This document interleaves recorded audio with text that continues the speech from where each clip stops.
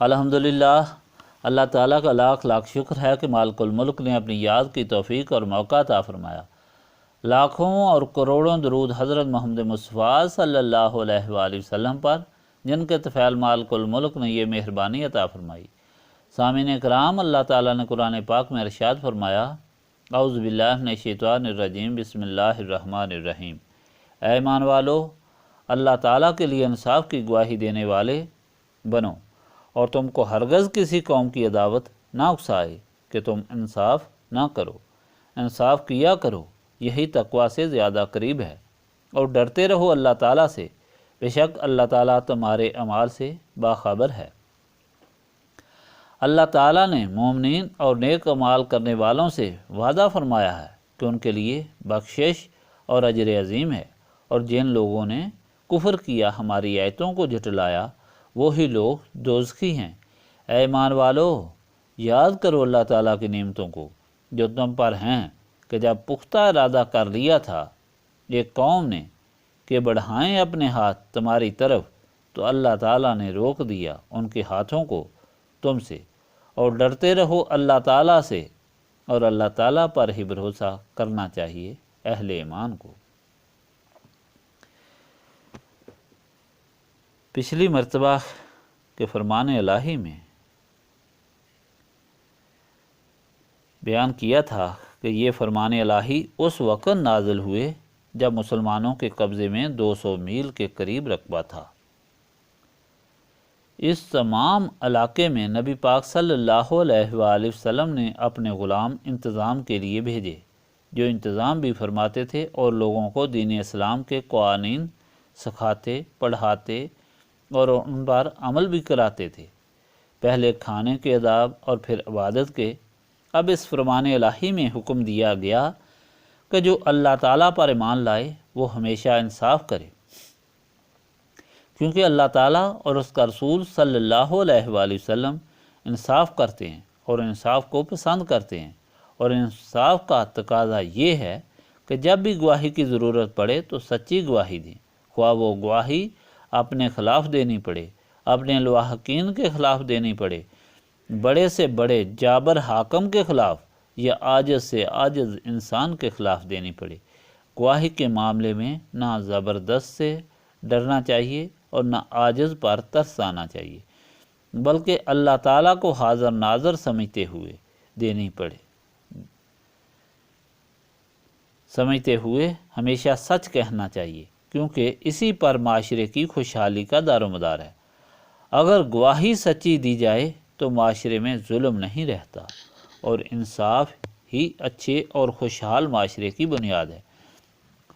سب سے پہلی گواہی تو اللہ تعالیٰ سے متعلق ہے کہ وہ وحدہ لا شریک ہے، مالک، خالق، حاکم اور قادر مطلق ہے، اور دوسری گواہی اللہ تعالیٰ کے رسول صلی اللہ علیہ وآلہ وسلم کے متعلق ہے کہ آپ صلی اللہ علیہ وآلہ وسلم اللہ تعالیٰ کے آخری رسول صلی اللہ علیہ وآلہ وسلم ہیں، اور اللہ تعالیٰ کے سارے رسول سچے ہیں، اور قرآن پاک اللہ تعالیٰ کی آخری اور سچی کتاب ہے، اور اللہ تعالیٰ کے فرشتے اس کی مخلوق اور اس کے غلام ہیں۔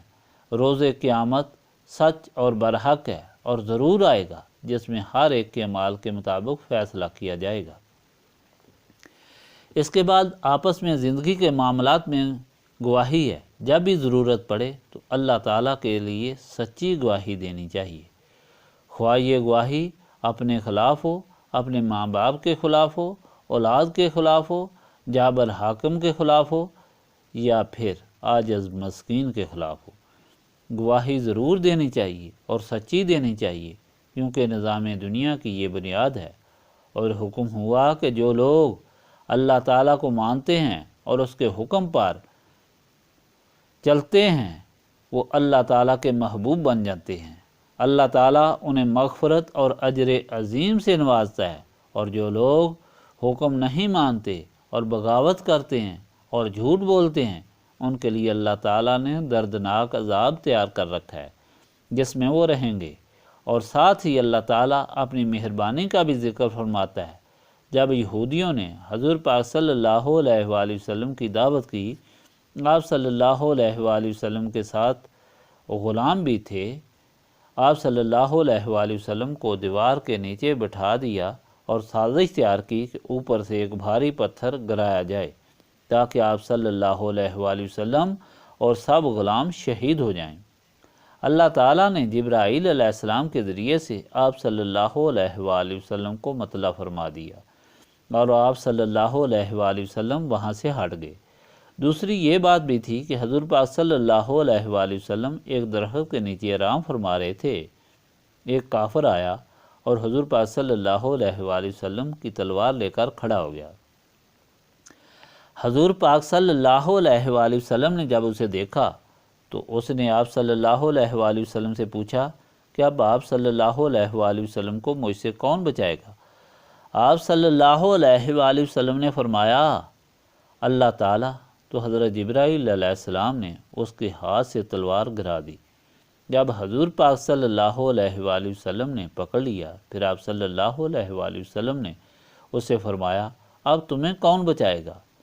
تو اس نے کلمہ شہادت پڑھ کر اسلام قبول کر لیا۔ حکم ہوا کہ یہ اللہ تعالیٰ کی نعمت یاد کرو اور اپنا ایمان پختہ رکھو کہ اللہ تعالیٰ تمہارے اعمال دیکھ رہا ہے اور تمہارے اعمال سے باخبر ہے۔ اگر تم اس کے بن کر رہے تو وہی تمہارا محافظ ناصر ہوگا۔ تم کو اس کا ڈر اور خوف رکھنا چاہیے جس کی اجازت کے بغیر ایک پتا بھی نہیں ہل سکتا۔ اس پر بھروسہ ہی اہل ایمان کا شیوا ہے۔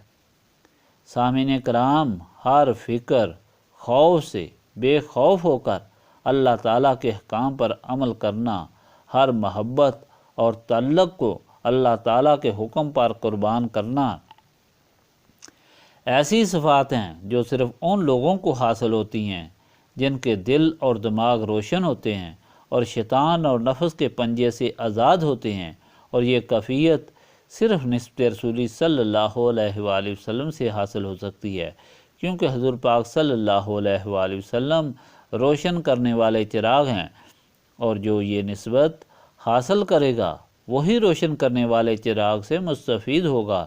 اس لیے تاکید کی جاتی ہے کہ نسبت رسولی صلی اللہ علیہ وآلہ وسلم حاصل کرو۔ نسبت رسولی صلی اللہ علیہ وآلہ وسلم حاصل کرنے کے لیے دلوں کو صاف کرو اور سینوں کو صاف کرنے کے لیے یاد الہی کرو، اور یہ محفل اسی غرض کے لیے ہے۔ استغفر اللہ العظیم الذی لا الہ الا هو الحی القیوم واتوب الیہ۔ استغفر اللہ العظیم الذی لا الہ الا هو الحی القیوم واتوب الیہ۔ استغفر اللہ العظیم الذی لا الہ الا هو الحی القیوم